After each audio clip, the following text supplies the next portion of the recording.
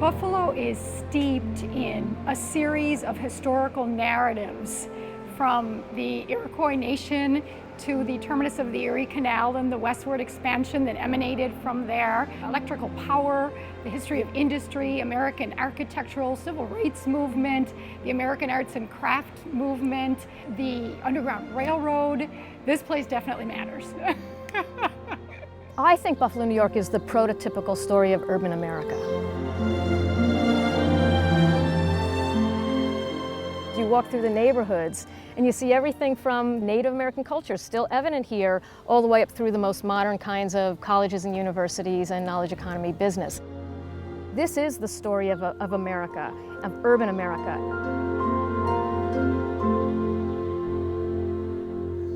We always talk about the three great American architects, H.H. Richardson, Louis Sullivan, and Frank Lloyd Wright. And Buffalo is only one of two cities in the world to have buildings by these three architects. Richardson Psychiatric Center, Louis Sullivan's Guarantee Building, and the multitude of homes that Frank Lloyd Wright built here. But in addition to that, we've got buildings by Daniel Burnham, by Richard Upjohn, by Eero Saarinen, Skidmore, Owings and Merrill, Minoru Yamasaki. So, we've got an incredible amount of great buildings.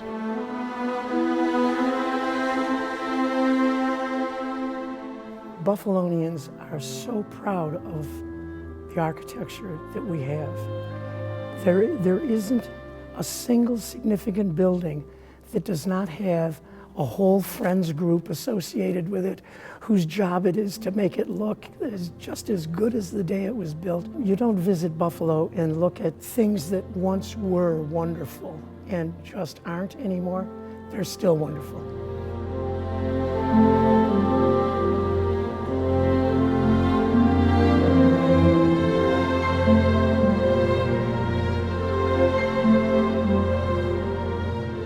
Undisputed that Olmsted was the greatest landscape architect that this country has ever seen.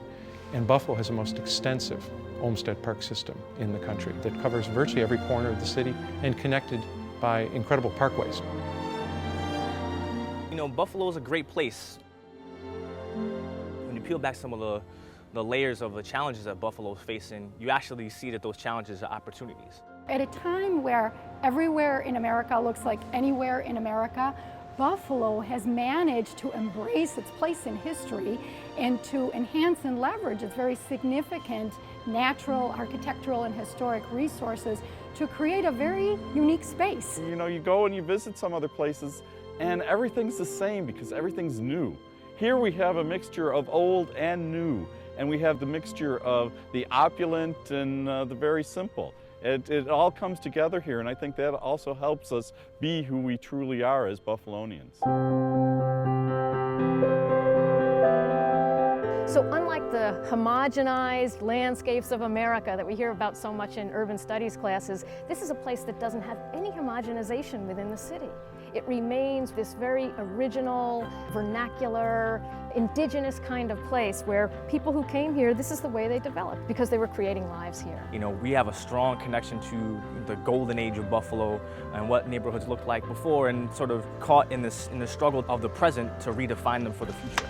And I think the more that we invest in, these historic homes and neighborhoods, we can really do something special and magnificent.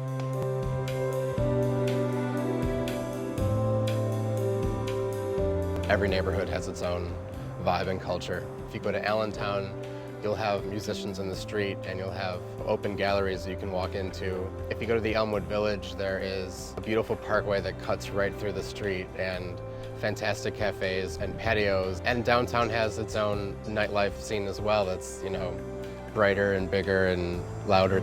Niagara Falls is a breathtaking natural wonder, and it also sits on Niagara Falls Park, which is the oldest state park in the country. It's a great place to come and have fun.